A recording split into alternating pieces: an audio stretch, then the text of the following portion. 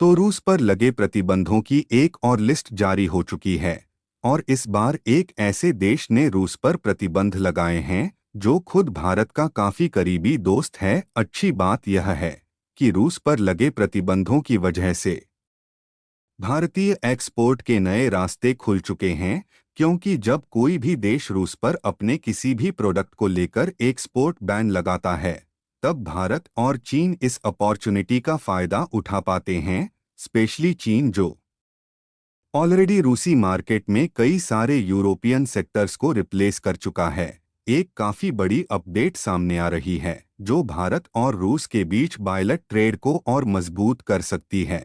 लेकिन आगे बढ़ने से पहले चैनल को सब्सक्राइब करके बेल आइकन दबा दीजिए, क्योंकि आपका 1 सेकंड में किया गया यह काम हमारी काफी बड़ी मदद करता है। तो मेन खबर यह है कि ताइवान ने फिर दोबारा एक लिस्ट जारी कर दी है जिसमें कुछ ऐसे प्रोडक्ट्स को लेकर ताइवान ने रशिया पे प्रतिबंध लगाए हैं जिनका इस्तेमाल रशिया अपनी इंडस्ट्रीज में करता है।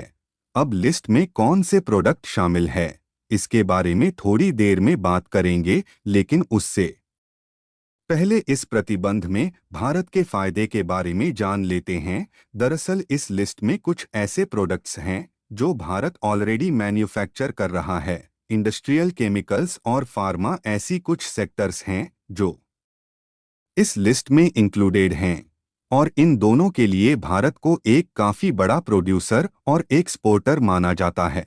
इसके अलावा मैकेनिकल पार्ट्स और आईटी हार्डवेयर सेक्टर को भी इस लिस्ट में शामिल किया गया है, जो भारत ऑलरेडी कई देशों को एक्सपोर्ट करना शुरू कर चुका है। आपको बता दें कि प्रतिबंधों के चलते रशिया को टेलीकॉम इक्विपमेंट्स की कमी से भी गुजरना पड़ रहा है, और क्योंकि रशिया की टेलीकॉम इंडस्ट्री अभी तक यूरोपियन सप्लायर्स की वजह से चल रही थी, इसलिए टेलीकॉम नेटवर्क में चीनी इक्विपमेंट्स को इंस्टॉल कर पाना काफी मुश्किल है। कमाल की बात यह है कि यूरोपियन मैन्युफैक्चरर्स जैसे कि नोकिया एक के इस प्रतिबंध का फायदा रशिया के मार्केट को कैप्चर करके उठा सकता है। इससे पहले भी यूएस द्वारा कुल 57 प्रोडक्ट्स पे रशिया के लिए बैन लगाए गए थे और इसके बाद रशिया ने एक काफी लंबी चौड़ी लिस्ट भारत को भेजी थी जिसमें ऐसे ही कुछ प्रतिबंधित प्रोडक्ट शामिल थे। अब भारत की तरफ से सप्लाई की गई या नहीं इसके बारे में नहीं कहा जा सकता, पर हमें लगता है कि भारत ने ऐसे मुश्किल वक्त में रूस का साथ नहीं छोड़ा होगा। ताइवान को चिप मैन्युफैक्चरिंग इंडस्ट्री में महारत हासिल है और रूस को सेमीकंडक्टर की जरूरत अपने मिलिट्री हार्डवेयर में पड़ रही है।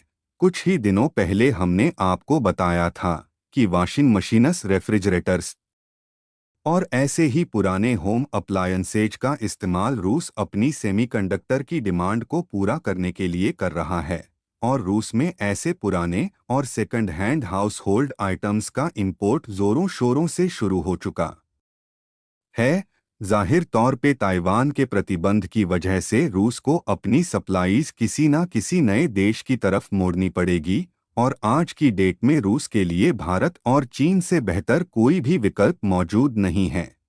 भारत के लिए रूसी मार्केट एक नई अपॉर्चुनिटी है यूरोप को रिप्लेस करने की, लेकिन यूरोपियन प्रतिबंधों के डर की वजह से ऐसा होने में दिक्कतें आ रही हैं, क्योंकि भारतीय कंपनीज ऐसे टाइम पर अपनी किसी भी मार्केट को खोना नहीं चाहती। देखना यह है कि भारत और भारतीय का कंपनीज इन प्रतिबंधों का फायदा उठाती है या नहीं। कंटेंट अगर पसंद आया है तो कमेंट सेक्शन में एमआई यानी मेक इन इंडिया लिखे बिना मत जाइएगा, और वीडियो को भी लाइक कर दीजिएगा अगर आप हमें यहाँ तक सुन चुके हैं। धन्यवाद। जय हिंद।